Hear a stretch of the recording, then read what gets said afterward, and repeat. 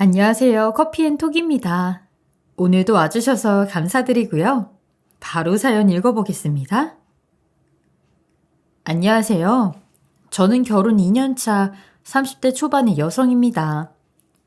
어렸을 적에 저는 건강이 좋지 않아서 큰 수술을 한 적이 있었어요. 그래서인지 조금만 아파도 부모님께서 학교를 가지 못하도록 했기 때문에 집 안에서만 생활하는 것이 익숙한 편이에요.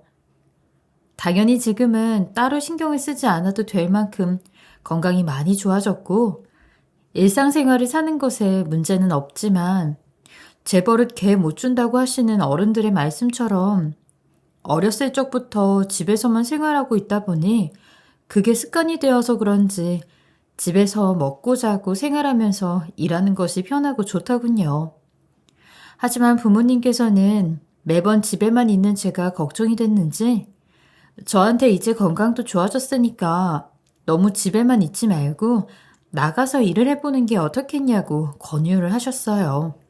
너무 집에만 있는 것도 심리적으로 좋지 않다며 자꾸만 저를 밖으로 내보내려고 하셨고 저도 사회생활을 하기 위해 밖에서 일을 해보려고 시도해보기도 했지만 오히려 경험을 많이 못 해봐서 그런지 심리적으로 불안함이 생겼던 것 같아요. 특히 매번 새로운 사람을 만나는 것이 어색하고 불편해서 친한 친구들이 아니면 만나려고 시도조차 하지 않았고요. 그러다 보니 자연스럽게 저는 집에서 할 수 있는 프리랜서 디자인 일을 했었습니다. 당연히 부모님께서는 집 밖을 거의 나서지 않는 저를 보면서 집 안에서만 지내다가 나중에 시집도 못 간다면서 장난이 담긴 진담을 많이 던지시더군요. 하지만 전쟁통에도 사랑은 피어난다고 했던가요? 아무리 집에서 프리랜서로 디자인 일을 하더라도 회사 방침상 한 달에 한 번씩은 사무실로 출근해서 보고서 같은 것을 작성하게 되어 있는데 그 회사에서 저는 지금의 남편을 담당자와 프리랜서 디자이너로 만나게 되었고 함께 일을 하게 되면서 사랑에 빠지게 되었습니다. 제가 회사에서 디자이너로 일하게 된 지 약 1년 정도 지났을 무렵 남편이 첫눈에 반했다며 저에게 고백을 했거든요. 당연히 처음에는 당황스러운 마음에 거절도 해보고 남편을 피해 다니기도 하고 다른 회사도 알아보기도 하는 등 도망 다녀보기도 했지만 사람에게는 정해진 운명이라는 게 있나 보더군요.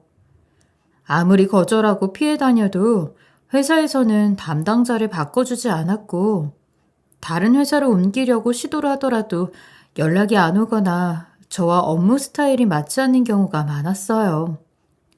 그리고 제가 그렇게 피해 다녀도 끝까지 포기하지 않는 남편을 보면서 저도 이 사람에 대해 관심이 생기게 되더군요. 그렇게 저는 남편과 약 2년간 연애를 하게 되었고 양가 부모님의 강력한 권유로 인해 결혼에 꼴이 날 수 있었습니다. 처음에는 프리랜서로 재택근무를 하고 있지만 디자이너로서 활동하고 있다고 하니 시어머니께서는 멋있는 일을 한다며 굉장히 좋아하셨어요. 또 집에서만 일을 하니까 남편에게 내조하며 훨씬 잘 챙겨줄 수 있을 것이라고 생각하셨던 것인지 결혼 허락을 받을 때까지만 하더라도 긍정적으로 생각하셨고요. 그렇게 저희들은 큰 문제 없이 결혼을 치르게 되었고 신혼집에 들어가서 함께 알콩달콩 살 수 있게 되었습니다. 하지만 저희 부부가 시댁과 가까운 곳에 신혼집을 얻어 살고 있기 때문인지 시어머니께서는 심하다 싶을 정도로 주변에 살고 계시는 형님과 함께 자주 저희 집에 놀러 오셨어요. 초반에는 그냥 남편이 좋아하는 반찬을 가져다 주기 위해서 오셨다고 이런저런 핑계를 대며 이야기를 하셨지만 시간이 지날수록 마치 자신의 집을 오가는 것처럼 비밀번호를 누르고 들어오셔서 저의 살림에 대해 조금씩 지적을 하시기 시작하더군요. 얘 둘째야, 네 남편 오늘 아침은 이거 빵 쪼가리 몇 개 먹여서 회사 보낸 거냐? 네, 어머니. 오늘은 제가 회사에서 받은 일이 많아서 남편이 빵을 챙겨 먹고 나갔어요. 왜 그러세요? 아무리 그래도 너 너무한 거 아니냐? 집에서 먹고 놀고 자는 게 뭐 그렇게 바쁘다고? 회사 출근하는 사람을 빵 쪼가리 먹여 보내니? 그리고 아무리 결혼한 지 얼마 되지 않았다지만 대체 살림은 누가 이런 식으로 하니? 처음에는 많이 당황스러웠습니다. 저도 바쁜 사람인데 어떻게 집에서 먹고 놀고 잔다고 표현을 하시는지. 그리고 아침에 빵을 먹는 것이 뭐 어때서 이렇게까지 말씀하시는지 이해가 되지 않았어요. 하지만 시어머니와 말싸움하는 게 오히려 저의 손해라는 것을 알았기에 이때만큼은 숙이고 들어갔습니다. 죄송해요, 어머니. 원래는 제가 아침에 밥을 해주는데 회사에서 급하게 일 처리를 해달라고 해서요. 아무래도 제가 죄송하다고 말씀을 드리면 시어머니께서도 적당히 하고 지나가시겠지라는 생각을 했었어요. 하지만 사람들이 시어머니와 며느리는 먹고 먹히는 먹이사슬과 똑같다고 이야기를 하더니 정말로 시어머니에게 꼴이 한번 잡히니까 먹힐 때까지 끝까지 물고 늘어지게 되더군요. 우리 아들이 직접 빵을 챙겨 먹고 간 것도 이해가 되지 않지만 최소한 설거지는 해놓고 깔끔하게 살아야지. 이게 말이 되냐? 너 설마 매번 빵만 사놓고 먹이는 것은 아니지? 아무리 회사에서 급하게 일 처리를 해달라고 했다지만 네가 뭐 남들처럼 대기업에서 바쁘게 일하는 것도 아니고 꼴랑 집에서 일 몇 개 해주면서 맞벌이라고 핑계대고 피해갈 생각하지 마라. 그래, 동서. 어머님 말씀이 다 맞아.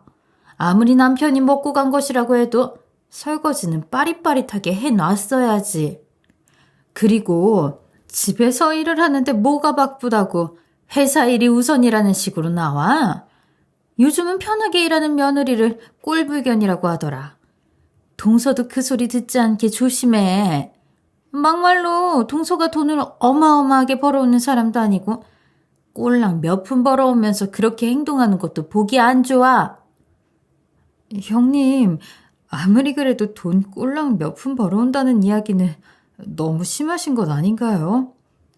그리고 어머니 앞에서 집에서 일을 하니 꼴불견이라는 말씀은 대체 왜 하시나요? 일부러 저 욕먹으라고 하시는 건가요? 아니, 동서, 왜 생사람을 잡아? 난 동서 생각해서 어머니한테 그런 이야기 듣지 않게 조심하라고 경고해준 죄밖에 없다. 나 참 황당해서 말이 안 나오네. 그래, 네 형님 말이 맞다. 네가 돈을 꼴랑 몇 푼 벌어다 준다고 맞벌이 부부라는 단어 뒤에 숨어서 이런 식으로 행동하는 게 내 입장에서는 예쁘다고 느껴지겠니? 그리고 무엇보다 월급도 많지 않은데 집에서 놀고 먹으며 일을 하는 사람은 꼴불견으로 보여지는 것이 맞는 거다. 어머니, 아무리 월급이 많지 않아도 제 일인데 말씀이 너무 지나치세요. 내 말이 뭐 틀렸니? 그러니까 매번 일한다고 집에만 처박혀 있지 말고 그냥 회사 간두고 우리 정미소 하는 데 와서 진꾼 노릇이나 해라.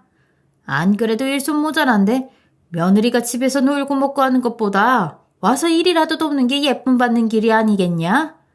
그게 싫으면 네 형님처럼 용돈이라도 턱턱 안겨주던가. 시어머니는 더 이상 들을 말도 없다는 식으로 행동하시더니 그냥 시댁으로 가셨습니다. 갑작스레 들이닥친 시어머니와 형님이 돌아가고 나니 한 차례 폭풍이 휩쓸고 지나간 것 같더군요. 이런 일은 예상하지 못했었는데 앞으로 시댁 식구들을 어떻게 대해야 할지 막막함이 생겼던 것 같아요. 시어머니께서는 확실히 남편이 매일같이 바쁘게 회사를 다니면서 일을 하고 있는데 저는 집에서 놀면서 일을 하고 있으니 꼴불견으로 생각하고 있는 것이었으며 특히 월급이 생각했던 것보다 많지 않은 것을 알고 나서는 실망감에 결혼 전과 다르게 대하시는 것 같았어요.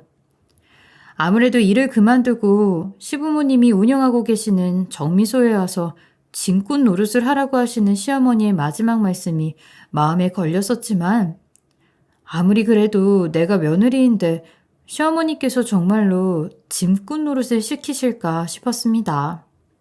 하지만 시어머니께서는 정말로 살림 문제로 갈등이 발생한 이후 저에게 전화를 하셔서 정미소로 나와 일손을 도우라고 하시는 일이 많아졌고, 정미소 앞에 있는 차까지 물건을 실어 나르는 것뿐이지만 정말로 남자들도 쉽게 들기 어려운 쌀을 들어올리는 짐꾼 노릇을 시키셨어요. 시어머니께서 시키시는 일이고 정미소 일이 바쁘다 보니 어쩔 수 없이 도와드리기는 했지만, 제가 짐꾼으로 돈 받고 시댁에 취직한 것도 아니고 며느리한테 이런 일을 시키시는 시부모님에게 서운한 마음이 들기도 하고 많이 서럽더라고요. 이때만큼은 남편과의 결혼을 후회하기도 했고요. 당연히 저는 갑작스럽게 무리한 일을 하다 보니 시부모님의 정미소 일을 몇 번 도와드리고 난 후 허리 디스크가 발생하게 되어 모든 일을 알게 된 남편이 오히려 시부모님께 힘든 정미소 일을, 그것도 쌀을 들어 올리는 일을 며느리에게 시키면 어떡하냐면서 대신 소리를 치며 한 소리를 해주었고, 저는 자연스럽게 정미소 일을 나가지 않아도 될 수 있었습니다. 다행히 남편이 제 편을 들어주니 기분이 나빴던 시어머니께서는 정미소 일을 시키지 않더라도 시댁에 방문할 때마다 저를 못살게 굴기도 했고, 여전히 형님은 옆에서 얄밉게 시부모님과 제 편을 왔다 갔다 하며 이간질을 하시더군요. 하지만 저는 이 두 사람을 더 이상 신경 쓰지 않았어요. 특히 시어머니께서 자꾸만 일을 그만두고 매일같이 시댁에 와서 살림을 배우라고 하셨지만 저는 그냥 한 귀로 듣고 한 귀로 흘려버렸어요. 그러다 보니 시간이 지나면서 시어머니와의 사이는 점점 멀어지게 되고 갈등은 많아졌지만, 집에서 일을 열심히 하다 보니 프리랜서 디자이너로 일한다는 것을 알고 있었던 친구가 제 디자인 샘플을 보고 아기 옷 사업을 같이 해보는 것이 어떻겠냐는 제안을 하더군요. 아무래도 제가 미혼 여성이었다면 고민 없이 바로 하겠다고 했을 텐데, 결혼을 해서 가정을 꾸리고 난 후에는 이런 제안이 오니 어쩔 수 없이 망설이게 되었던 것 같아요. 그래서 일단 저는 부모님의 의견을 듣고 싶어서 친구로부터 이런 제안이 왔고 사업을 해보고 싶다고 말씀드리게 되었습니다. 선영아, 사업 그거 쉬운 거 아니야. 말이 편하게 내 마음대로 할 수 있는 일이지. 본격적으로 시작하게 되면 이리저리 뛰어다녀야 할 텐데, 게다가 결혼을 하기 전이라면 몰라도 이미 결혼을 했는데 시댁에서 사업한다고 하면 좋아하지 않을 것 같다. 그래서 아빠, 제가 사업을 한다고 하면 시댁에서 반대하실 거라는 거 저도 너무 잘 알아요. 그래서 만약 하게 된다면 당분간은 남편하고 시댁 식구들한테는 순교할 것 같아서, 회사는 친구 이름으로 되어 있고 저는 투자자로 참여하는 것으로 할 거예요. 그리고 지금 디자인 일하고 있는 회사에서도 사업이 안정적인 상태가 될 때까지는 계속 받아서 일할 거고요. 친구가 사업 파트너로 제안했을 정도면 우리 딸 디자인 실력이 좋은가 보구나. 너의 생각이 확고하다면 엄마 아빠는 굳이 새로운 시작을 말릴 생각은 없어. 하지만 시댁 식구들하고 남편한테는 너무 오랫동안 숨기지 마라. 가까운 관계일수록 나중에 진실을 알게 되었을 때 실망감이 더 큰 법이야. 알았지? 네, 엄마, 걱정하지 마세요. 회사가 안정적인 상태에 접어들면 곧바로 말씀드릴 거예요. 그리고 선영이, 너도 알고 있겠지만 사업을 하면서 매번 좋은 결과만 있을 수는 없어. 분명히 상처를 받게 되는 순간도 있을 거고 힘든 일도 겪어야 할 수 있어. 이것도 모두 감당할 수 있다면 아빠 엄마는 사업하는 거 찬성이니까 잘 고민해보고 결정해라. 알겠어요, 아빠. 열심히 고민해보고 결정할게요. 아무래도 부모님께서는 혹시라도 제가 사업을 하면서 힘들어하거나 상처를 받게 되는 일이 생길까봐 전전긍긍하셨지만, 저는 시어머니와 형님이 프리랜서로 집에서 일을 하면서 돈을 얼마 벌지 못한다며 자꾸만 무시를 하고 꼴불견이라며 말씀을 하시니 이왕 친구에게 사업 파트너로 제안을 받았으니 제대로 성공시켜서 무시할 만한 사람이 아니라는 것을 확실하게 보여줘야겠다는 생각을 하면서 걱정하시는 부모님을 뒤로하고 도전을 한번 해보기로 했어요. 당연히 처음에는 저도 친구도 아기 옷에 대한 정보나 경험은 없는 상태여서 디자인 몇 개만 가지고 시작을 했으니 생각했던 것만큼 좋은 결과로 이어지지는 않았습니다. 그래도 시간이 지날수록 저도 친구도 아기 옷에 대한 정보를 얻게 되고 시장 조사를 확실하게 하면서 좋은 재료를 바탕으로 안심하고 입힐 수 있는 아기 옷을 만들기 시작했어요. 그러니 눈에 띄게는 아니었지만 조금씩 좋은 결과를 만들 수 있게 되었어요. 그렇게 약 반년 정도 잠을 줄여가면서 낮에는 디자인 일을 하고 저녁에는 판매할 아기 옷을 디자인하는 것에만 매달리면서 홈페이지에서 제품을 판매했었는데 우연히 아기 엄마들에게 몇 개의 제품이 입소문 타게 되었고 그로 인해 말 그대로 대박을 터뜨릴 수 있었죠. 처음에는 생각과는 달리 회사에 재고가 너무 많이 남아서 도매로 처리할 수 있는 방법을 알아봤었어요. 하지만 사람 운은 언제 달라질지 모른다고 제품 하나가 인기몰이를 하면서 아기 엄마들이 쉬지 않고 구매를 해주시는 덕분에 계속해서 제품 제작을 맡겨야 할 정도로 상황은 역전이 되었어요. 그리고 여러 사이트 등 다양한 곳에서 입점 제안도 꾸준하게 들어왔습니다. 그래서인지 여러 사이트에서는 인기 제품으로 등록이 되어 있기도 했고 회사에는 업무 처리를 도와주는 직원분들도 많이 늘어나게 되었어요. 이뿐만 아니라 저희 회사가 큰 성공을 거두게 되면서 매각을 원한다는 사람들과 투자를 해주겠다는 회사들도 생겨나게 되었죠. 그렇다 보니 친구는 지금까지는 저의 모든 사정을 알고 있으니 혼자서 대표 노릇을 했는데 이제 경제력도 생겼고 슬슬 더 바빠질 테니까 얼른 가족들에게 사업 소식을 알리고 원래 계획했던 대로 공동대표로 사업자를 바꾸자고 하더군요. 마침 저도 어느 정도 성공을 했다고 당당하게 이야기를 할 수 있는 시점까지 오게 되었고 여기저기 인터뷰 제의도 들어오고 있는 상황이다 보니 이제는 진짜 남편과 시댁 식구들에게도 말씀을 드리는 것이 낫겠다는 생각을 하게 되었습니다.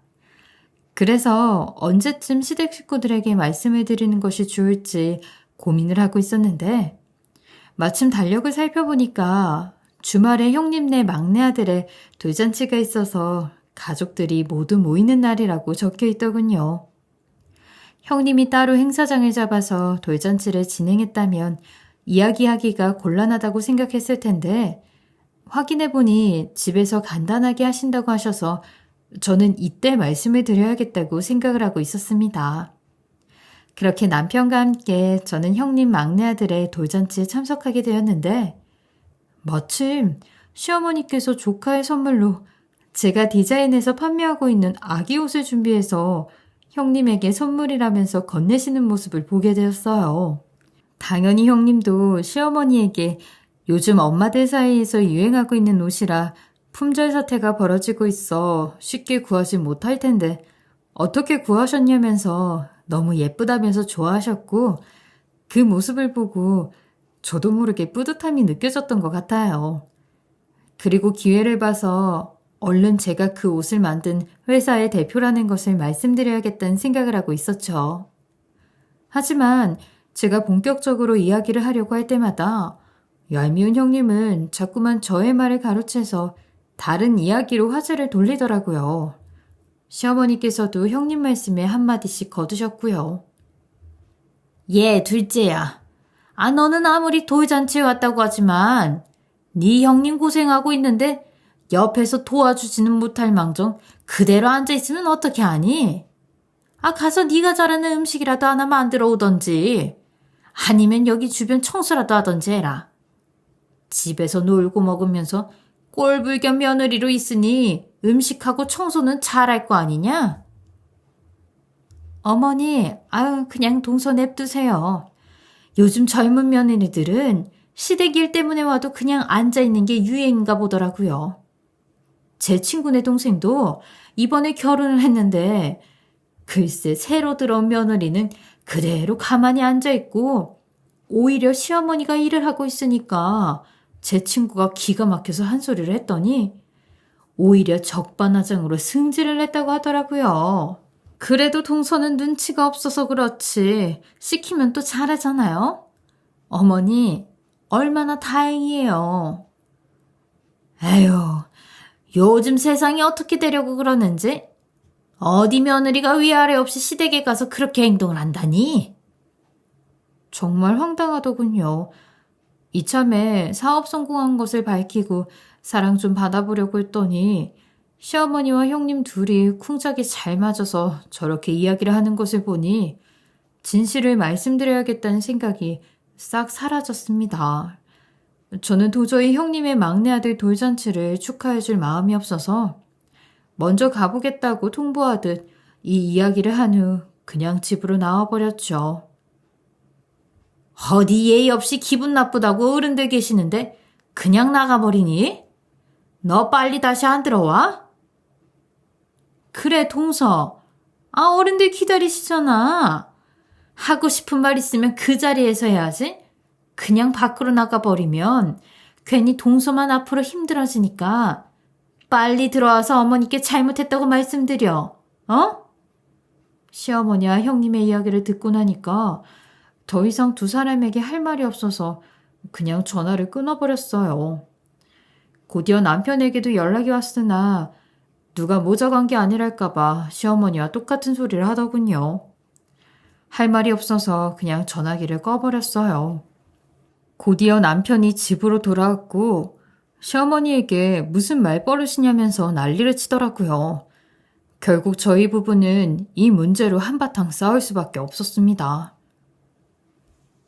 아무리 시댁이라고 해도 그렇지 돌잔치는 형님이 하시는데 왜 내가 그 집 청소해주고 요리까지 해서 바쳐야 하니? 그리고 당신 요즘 시어머니랑 형님이 한 편 먹고 나한테 어떻게 하는 줄은 알아?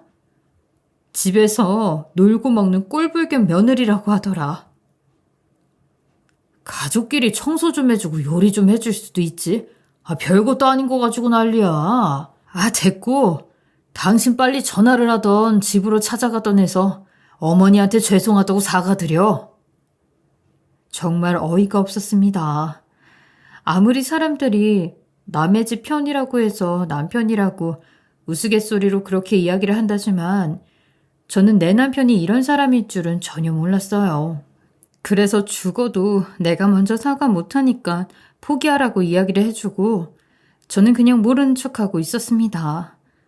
하지만 남편은 제가 이런 식으로 나오니까 억지로 사과를 시킬 생각이었는지 주말에 뜬금없이 데이트를 하자면서 나가자더니 시댁으로 데리고 가더군요. 당연히 제가 시댁으로 들어가니 분위기는 금방 싸해졌고 남편은 자꾸만 제 옆구리를 콕콕 찌르더라고요. 하지만 끝까지 저는 모른 척하고 있었습니다. 그러던 중 형님이 놀란 표정으로 시댁에 헐레벌떡 뛰어들어오셨어요. 어머니, 저번에 어머니께서 저희 아들한테 사주신 유명 아기 옷 브랜드 그거 동서 회사래요.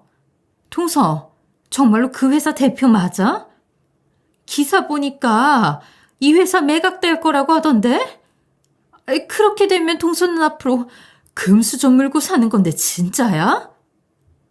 이런 식으로 제가 그 회사 대표라는 것을 밝힐 생각은 없었는데 마침 중요한 순간에 형님이 직접 오셔서 분위기를 180도 바꿔주시니 저는 오히려 잘 됐다 싶어서 시댁 식구들 앞에서 있는 그대로 다 말씀을 드렸습니다. 네, 그 회사 제가 친구랑 같이 만든 브랜드 맞고 저는 투자자이자 디자이너 자격으로 있다가 얼마 전에 친구랑 공동대표로 사업자 바꾸기로 합의 봤어요. 그리고 기업에 매각하겠다는 이야기 나오고 있는 것은 맞는데 아직 조건을 따져보지 않아서 결정된 건 아무것도 없네요. 아니, 둘째야. 그럼 만약에 네 형님 말대로 회사가 매각되면 몇 억이 네 손 안에 떨어지는 게 맞아? 네가 정말로 금수저 물고 있는 그 회사 대표가 맞는 거냐고. 네, 맞아요. 친구랑 같이 시작했고 브랜드 오픈할 때 친구와 똑같은 조건으로 계약서도 작성했으니 아마 회사가 매각이 되면 반으로 나눠서 가지고 가겠죠. 그런데 투자를 받을지 매각을 할지 아직 결정된 건 아무것도 없어요. 그러자 시어머니는 저의 이야기를 들으신 후 곧바로 저를 대하는 태도가 바뀌셨어요. 아이, 그럼 만약 네가 그 큰 돈을 손에 쥐게 되면 당연히 우리 아들 목도 있는 거지? 아니요. 지금까지 시댁에서 해준 거라고는 집에서 놀고 먹는 꼴불견이라면서 정미소에 불러 며느리한테 쌀이나 들어옮기라고 한 것밖에 없어요. 그렇게 하시고는 왜 저한테 남편 몫을 찾죠? 아우, 얘 둘째야. 아우, 그때는 내가 정말 미안하다. 네가 그렇게 대단한 사람인 줄 알았으면 내가 잘해줬을 텐데. 아무리 그래도 네 남편인데 수익의 반이라도 나눠주면 안 될까? 그 말에 정말 기가 막혔습니다. 하지만 저는 이미 시댁 식구들에게 정이 다 떨어져 버렸고 억지로 이곳에 끌려와서 사과를 시키려고 했던 남편과도 상종을 하고 싶지 않았어요. 그래서 나는 이 집 식구들이랑 얼굴 마주보고 싶지 않으니 앞으로 소중한 가족과 함께 잘 살아보라고 하면서 남편에게 이혼 통보를 했어요. 그러니 시어머니는 충격을 받아 거품을 물고 쓰러지시더군요. 하지만 저는 신경을 쓰지 않고 그 집에서 나와 곧바로 신혼집에서 짐을 챙겨 임대 목적으로 따로 사뒀던 아파트로 갔습니다. 당연히 시댁 식구들과 남편은 어떻게 해서든 마음을 돌려놓고자 수십 통의 전화와 문자를 보냈지만 끝까지 무시해버렸고 결국 저와 남편은 이혼으로 관계를 끝내기로 정리했어요.